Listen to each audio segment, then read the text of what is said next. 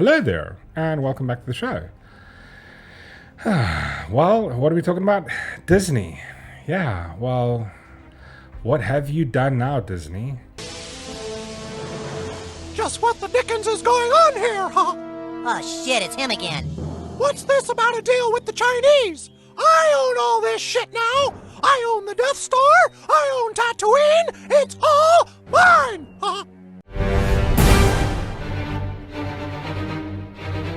In case you haven't heard, the good people at Disney have done something amazing. They're stopping critical race theory and wokeism. Are you like a crazy person? Investigative journalist Christopher F. Rufo?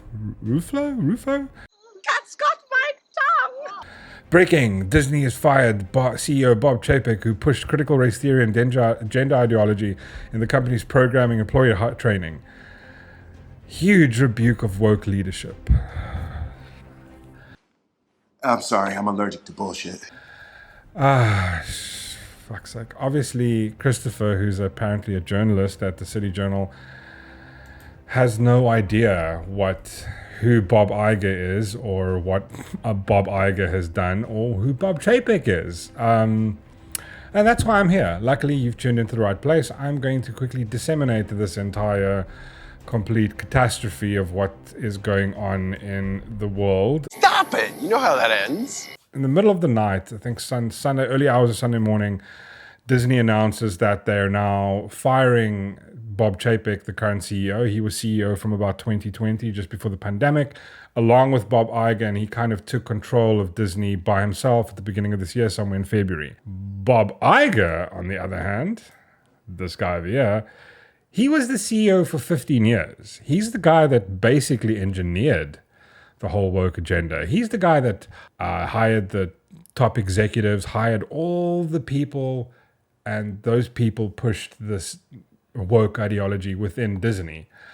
Bob Chapek, this guy over here, he's the guy that tried to remove these things. He was almost successful. He was starting to fire people quite recently now.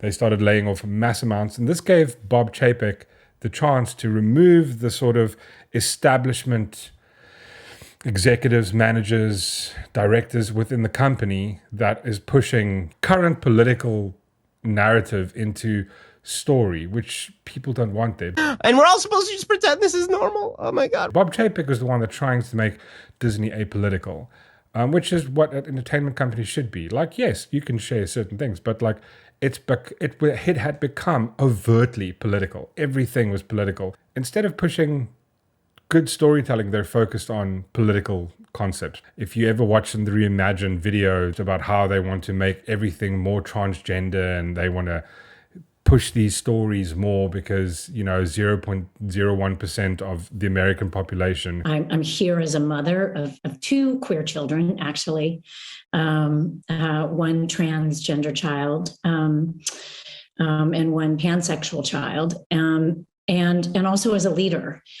Many LGBTQIA characters in our stories, and yet we don't have enough leads.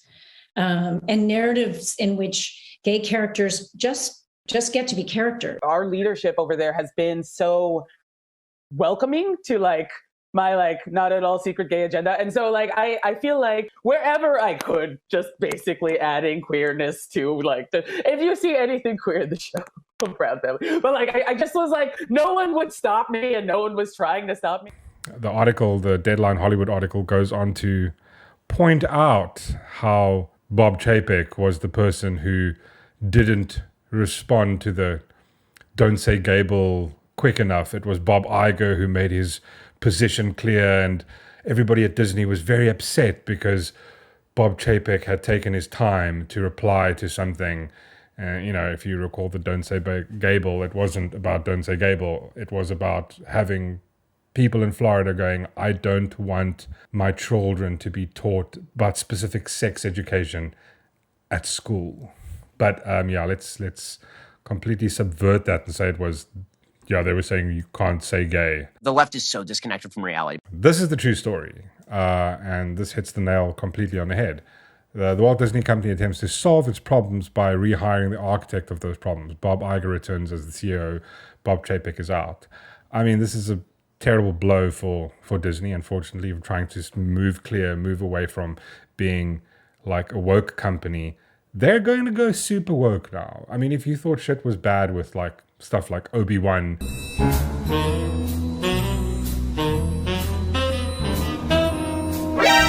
everything that they've just produced is absolute garbage. The Star Wars, I mean, the fact that Bob Iger bought Lucasfilm for 4 billion. The toy sales on Star Wars is just completely trash.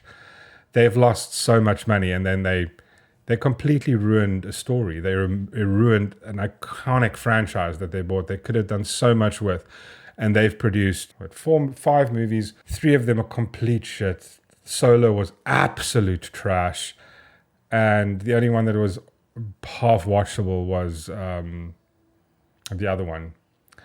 I can't even remember it. That's how memorable they are. If you think this is changing, I mean, the one thing, just please stop retweeting this absolute garbage.